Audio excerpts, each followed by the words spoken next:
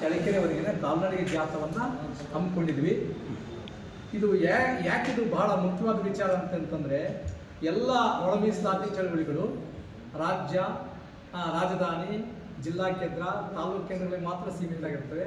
ಈ ವಿಷಯ, ಈ ಒಳ ಮೀಸಲಾತಿ ವಿಷಯ ಹಳ್ಳಿಗಳಿಗೂ ಮುಟ್ಟಬೇಕು ಅನ್ನೋ ಕಾರಣಕ್ಕಾಗಿ ನಾವು ಈ ಎರಡೂ ಹೋಬಳಿಗಳ ಪ್ರಥಮವಾಗಿ ಈ ಎರಡೂ ಹೋಬಳಿಗಳ ಎಲ್ಲ ಗ್ರಾಮಗಳು, ಅಲ್ಲಿ ಹೇಳಿದ್ನಲ್ಲ, ನಾಯಕನಹಟ್ಟಿ ಮತ್ತು ತರೀಕೆರೆ ಗ್ರಾಮಗಳು, ಎಲ್ಲ ಗ್ರಾಮಗಳನ್ನು ನಾವು ಎಲ್ಲ ಸುತ್ತಿ ಅವರಲ್ಲಿ ಜಾಗೃತಿಯನ್ನು ಮೂಡಿಸಿದ್ವಿ ನಾವು. ಇದು ಯಾಕೆ ಅಂತಂದರೆ, ಇದು ನಮಗೆ ನಮ್ಮ ಮುಂದಿನ ಪೀಳಿಗೆ, ಈಗ ನಮ್ಮ ಪೀಳಿಗೆ ಅಂತ ಮುಗಿದೋಯ್ತು. ಯಾಕೆಂದರೆ ಈ ಒಳ ಮೀಸಲಾತಿ ಹೋರಾಟ ಒಂದು ತಲೆಮಾರು ಮುಗಿದೋಗ್ಬಿಟ್ಟಿದೆ.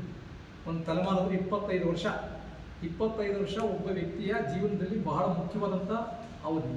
ಒಂದು ತಲೆಮಾರು ಮಾಸಿ ಹೋಗ್ಬಿಟ್ಟಿದೆ ಒಳ ಮೀಸಲಾತಿ ನಾವು ಶುರುವಾಗಿ.